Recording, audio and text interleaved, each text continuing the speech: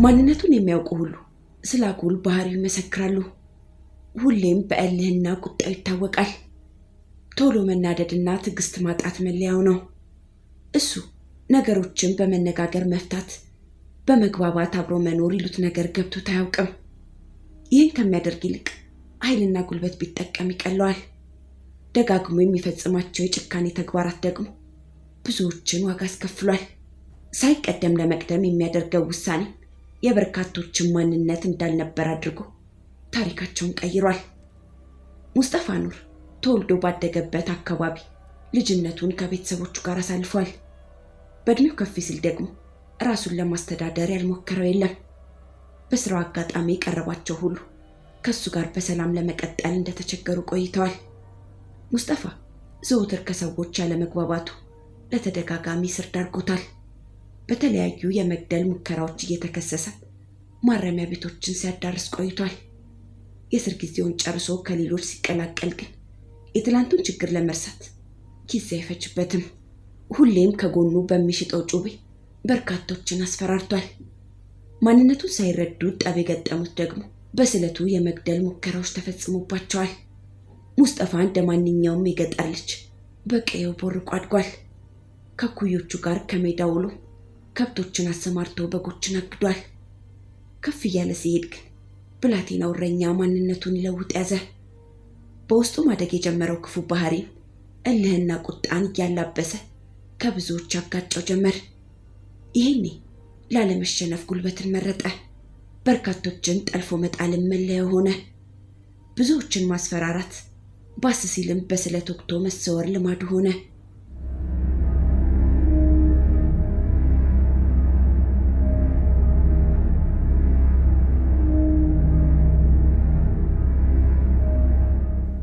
ህዳር 1993 ዓ.ም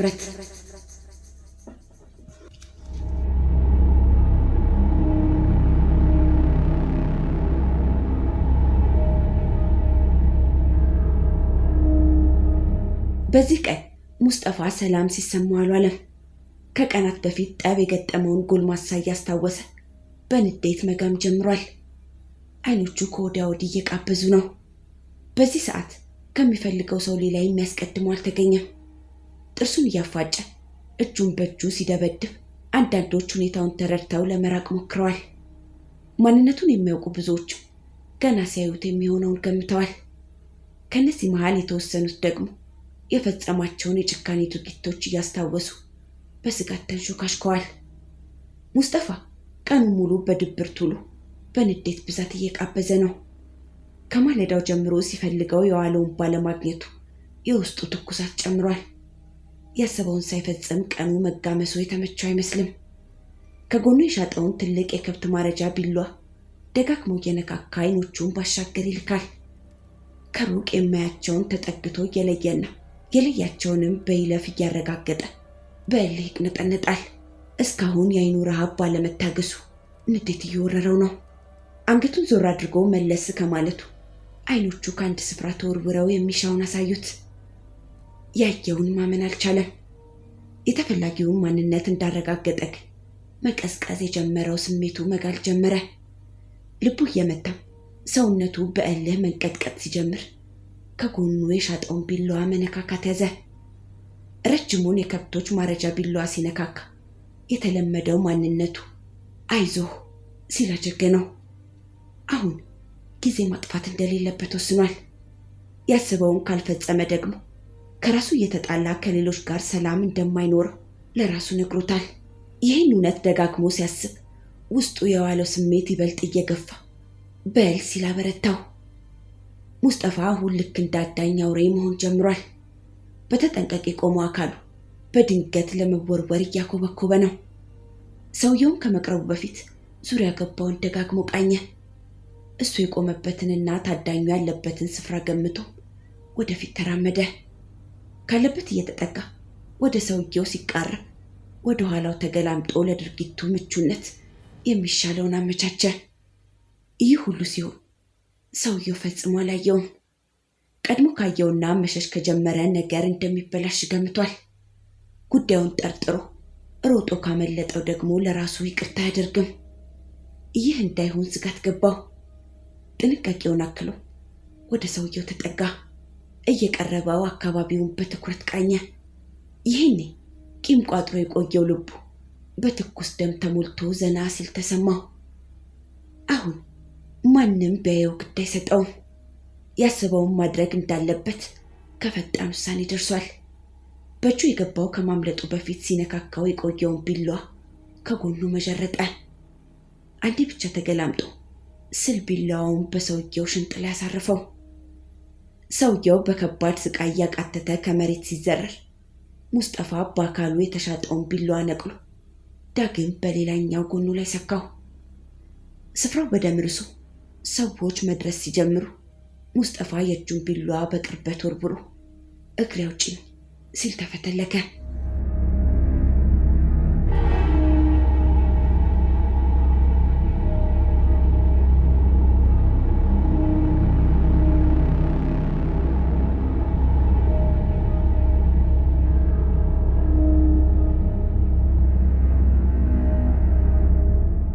አሯሯጡ በተለየ ፍጥነት ነበር። እንዳሰበው ግን ርቆ መሄድ አልቻለም። በስፍራው በነበሩና ድርጊቱን ባስተዋሉ ሰዎች ጥረት በቁጥጥር ስር ዋለ።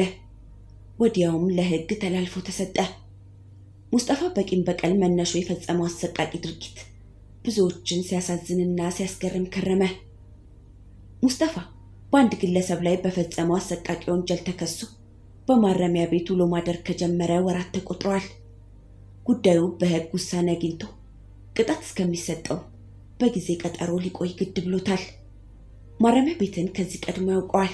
በድብደባና በመግደል ሙከራዎች ተከሶ ጊዜያትን ቆጥሮበታል። በእስር ላይ ሳለ ከቆይታው በኋላ ሰላማዊ ሰው እንደሚሆን ለራሱ ቃል መግባትን ለምዷል። ጊዜውን ጨርሶ ኑሮን መቀጠል ሲጀምር ግን ቃሉን ሽሮ ዳግም በሌላ ወንጀል ውስጥ ይገኛል። የአሁኑ ድርጊት ከሌሎቹ ጊዜያት እንደሚለይ አልጠፋውም። የፈጸመው ወንጀል የዓመታትን እስር እንደሚያስከፍለው ጠንቅቆ ያውቃል። በዚህ ስፍራ እሱን መሰሎችን ተዋውቋል። የብዙዎችን የወንጀል ድርጊት ሰምቶ የራሱን ጭምር አካፍሏል። በርካቶቹ በጊዜ ቀጠሮ ላይ በመሆናቸው ነገን ከስር ለመውጣት ይበጀናል የሚሉትን ይመክራሉ። የመከላከያ ሐሳባቸውን እያውጣጡ ከልምዳቸው ይቆነጥራሉ። እያንዳንዳቸው ከፍርድ ቤት ሲመለሱ በቀን ውሏቸው ላይ መነጋገርን ለምደዋል። ብዙዎቹ የራሳቸውን የስር ውሳኔ ቆርጠው የሌሎችን ጭምር ይተነብያሉ።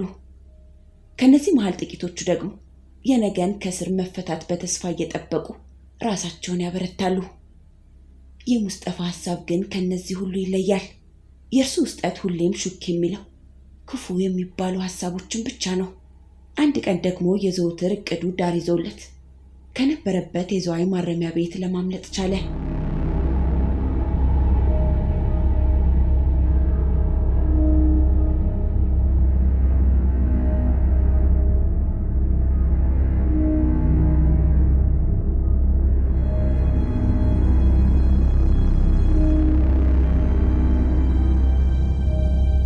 ሙስጠፋ ለጥቂት ጊዜያት ማንነቱን ደብቆ ቆየ።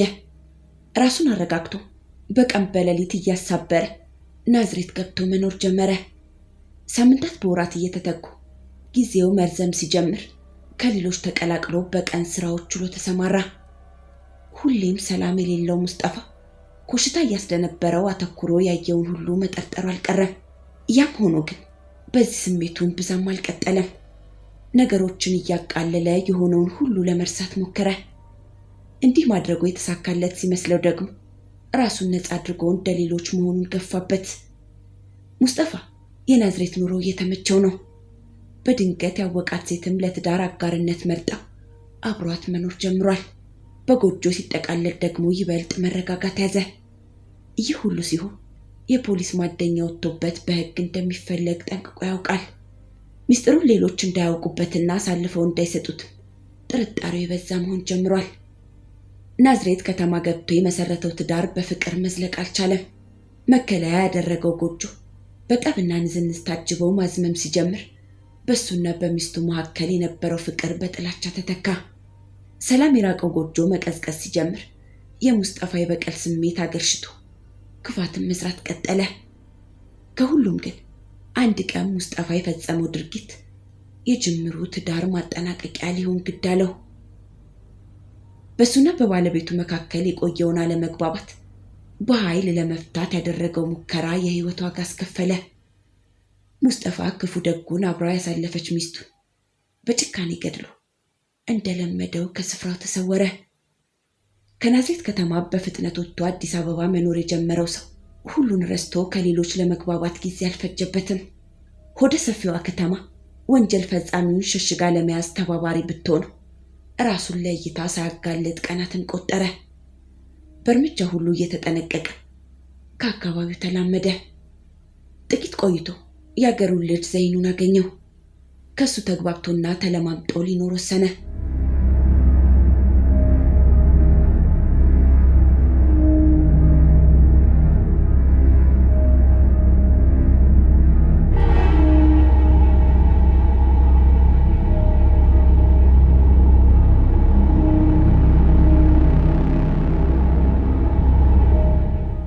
ዘይኑ ባለትዳርና የልጆች አባት ነው።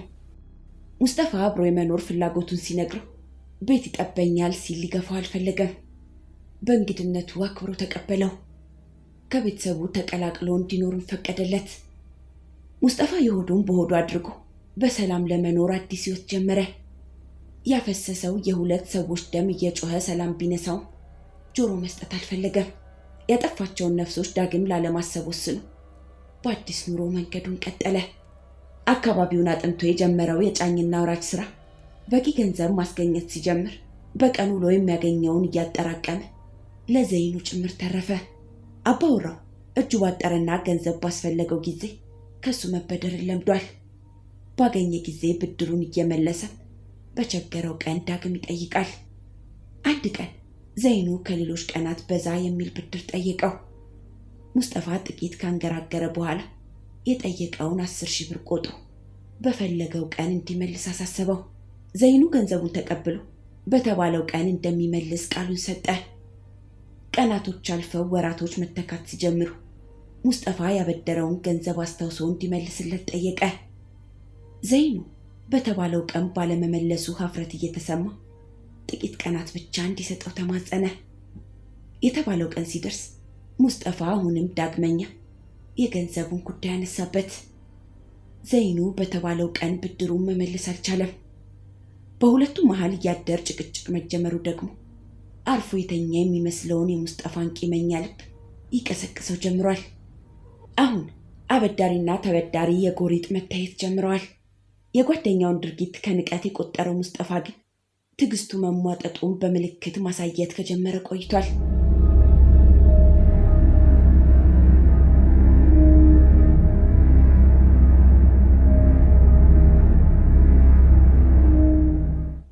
ሐምሌ 23 ቀን 2007 ዓ.ም ምሽት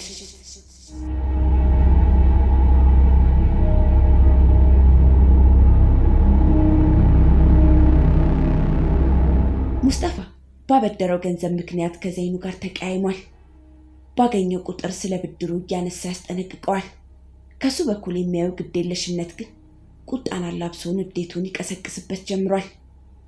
በዚህ ቀን ምሽት እንደለመደው ወደ አንድ መጠጥ ቤት አመራ። ብስጭቱን በብርሌ ጠጅ ሊያወራርድ እያሰበ ነው። ወደ ውስጥ ዘልቆ የፈለገውን እንዳዘዘ አይኖቹ ከወዲያ ወዲህ ቃብዘው ከጓደኛው ዘንድ አደረሱት። እሱን እንዳየው ከተቀመጠበት ተነስቶ ገንዘቡን እንዲመልስለት ጠየቀው። ዘይኑ በተለመደው ስሜት ሆኖ የሰሞኑን አይነት ምላሽ ሰጠው። ሙስጠፋ በንዴት እንደጋመ ደጋግሞ ጠየቀው። ጭቅጭቁ ያመጣው ለውጥ አልነበረም። ሙስጠፋ በእጁ ያዘውን በቁሙ ጨልጦ ለሽንት ወደ ጓሮ አመራ። ፈጣን አይኖቹ ከቤቱ ደረጃ ላይ ከተቀመጠ አንድ የሽንኩርት ቢላዋ ዘንድ አደረሱት። ሙስጠፋ ሳያመነታ ቢላዋውን በጎኑ ሸሽጎ ወደ ጠጅ ቤቱ ተመለሰ። እግሩ እንደደረሰ ዘይኑን ተመለከተው። ላፍታ ማወላወል አልፈለገም። ቢላዋውን አውጥቶ ሆዱ ላይ ደጋግሞ ወጋው። በዚህ ሳይመለስ የሰካውን እየነቀለ አንጀቱ ድረስ ዘለቀ። እምብርቱን ሆዱንና ጎኑን አዳርሶ ሲበቃ ፊቱ በእልህ ሲግም ታየው። ማንም ከድርጊቱ ያስቆመው አልነበረም። ሁኔታውን ያስተዋሉ ሮጠው ሲደርሱ ዘይኑ ክፉኛ ተጎድቶ እያቃተተ ነበር። ትንፋሹ መኖሩን ሲረዱ ሆዱን በጨርቅ አስረው አንጀቱን ሊታደጉት ሞከሩ። ሁሉም ከንቱ ልፋት ቢሆንባቸው ሙስጠፋን ለመያዝ ተጣደፉ። አላመለጣቸውም። እምብዛም ሳይርቅ ለሕግ አሳልፈው መስጠት ቻሉ።